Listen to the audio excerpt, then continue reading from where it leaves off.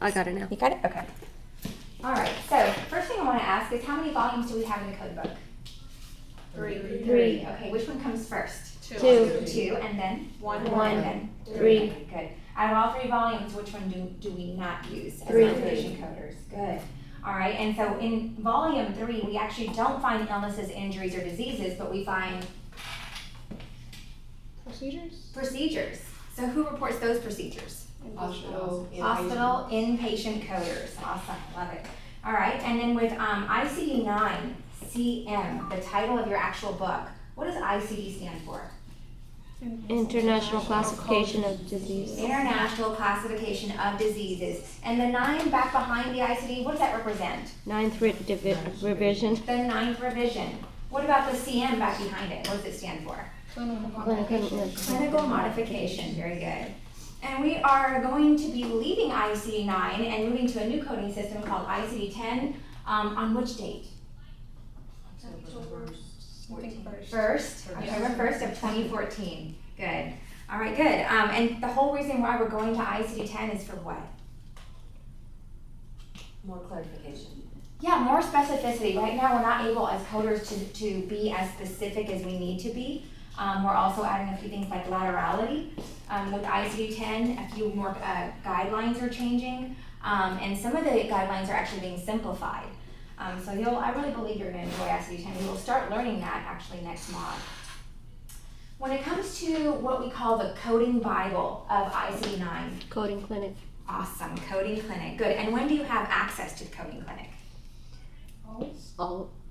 Like right now at the house, do you have access to it? No, once we get certified. Yes, once you get certified and once you get a job. Yeah. Because it's usually your place of employment that actually gives you access to the coding clinic. All right, very good. Now, I don't know that I've mentioned about the guidelines that have to be downloaded. I haven't made it there yet, but there are guidelines in the front of your book, as you know, but these guidelines are usually outdated. So, for board exam purposes, you're going to have to use the guidelines in the front of the book because it's not letting you get on a computer and download the latest guidelines from CDC.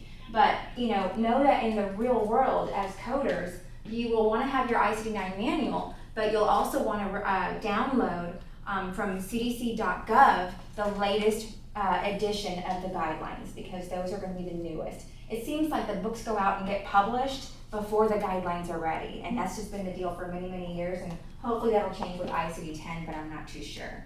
What does CDC stand for? Centers for Disease Control. Centers for Disease Control, very good. All right, now with your volumes, Volume 2 is otherwise known as which volume? The Alphabetical volume. All right, what about Volume 1? Tabular. The tabular, also known as, not alpha, but numerical. All right, good job.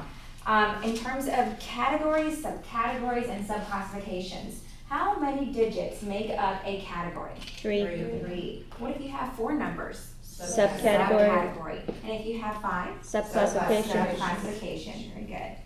When we try to figure out, in a group of words, in a sentence, what the main term is, what's the question that we usually ask ourselves? Just to kind of slam everything together, this is my main term out of all these words. What do you ask yourself? What's wrong with the patient? What's the main thing the matter with my patient, right?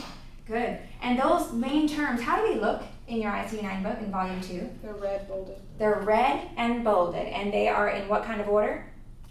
Alphabetical. All right, very good. Now, once we find a main term in the index or the alphabetical index of our book, we are then to utilize the subterms to get even more specificity, right? Yes. Subterms are also known as what kind of words?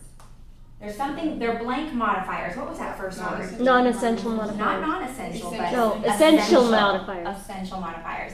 Now, thanks for bringing up the non-essential modifiers. So back behind a main term, we will usually find words inside parentheses. What are those words called?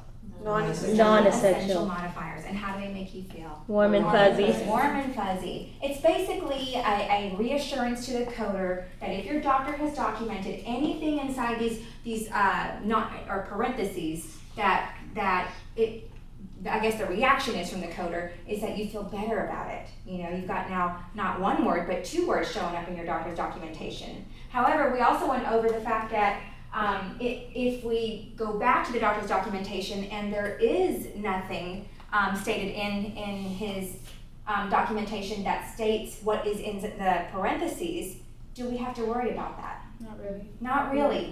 How did I do it last week? Eh. Right?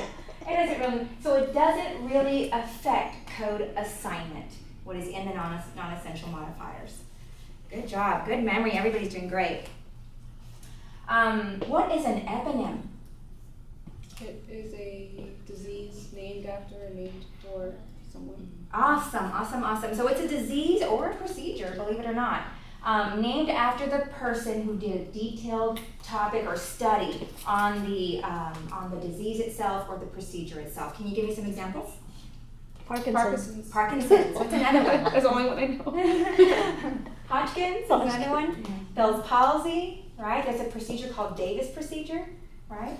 So the list goes on and on. When you see an eponym, can the coder use that as the main term? Yes. Absolutely. Eponyms will start with a capital letter, hence it's somebody's name, right? Okay. Can we, once the book, we went to the main term, we went to the subterm, and it gives us a code, can we code directly from the alphabetical index? No. Absolutely not. So we've got to go and do what now? Go to the numeric tabular. Confirm and verify in the tabular. Very good. Basically, if you see it this way, you'll be good. If you see your alphabetical index as a recommendation, you will always know that you still have to go somewhere else, right, to confirm and verify. Now, once you get to volume 1, which is also known as Alpha. not alpha, No, but numerical. Oh, numerical. Once you get there, what are the main things you are looking for? How about number one thing that you're looking for when you get to the tabular? Category? Picture yourself The coding at the chapter. house. You're at the house and you're finding me a code. You just found it. You're going to the tabular. Why'd you go there? To verify. To verify. Awesome. I just heard it. Do I need a 4th or a 5th digit? Right? Because we always want to code to the highest level of specificity. What's the next thing that we really have to concern ourselves with? Behind the 4th or 5th digit, the red bullet, I believe, is what includes an your book. The excludes and includes, specifically the excludes. Because the excludes will tell you that if such and such words are documented in your operative report or progress note, whatever it is that you're coding from, then you do not report the code that you were just about to, right? Does that make sense? You were just about to make a code, but because as good coders do, you read your excludes, and sure enough, you saw something in the excludes that your doctor also documented, you're not going to report that code anymore, right? But the wonderful thing about the excludes is it doesn't just leave you hanging, it actually gives you the recommended code, right? Yes. So once you go to that recommended code and you start fresh, now you're going back to the tabular with some new code. Now what are you concerned with? Kind of the cycle repeats itself again, right? You got to see, well, do I need a 4th or 5th digit? All over again, right? Is there an excludes includes here, right? Then we have to worry about, let's say our code was a subcategory. And if that's the case, how many digits are in our subcategory? 4. 4. So we'll have 428.0, something like this.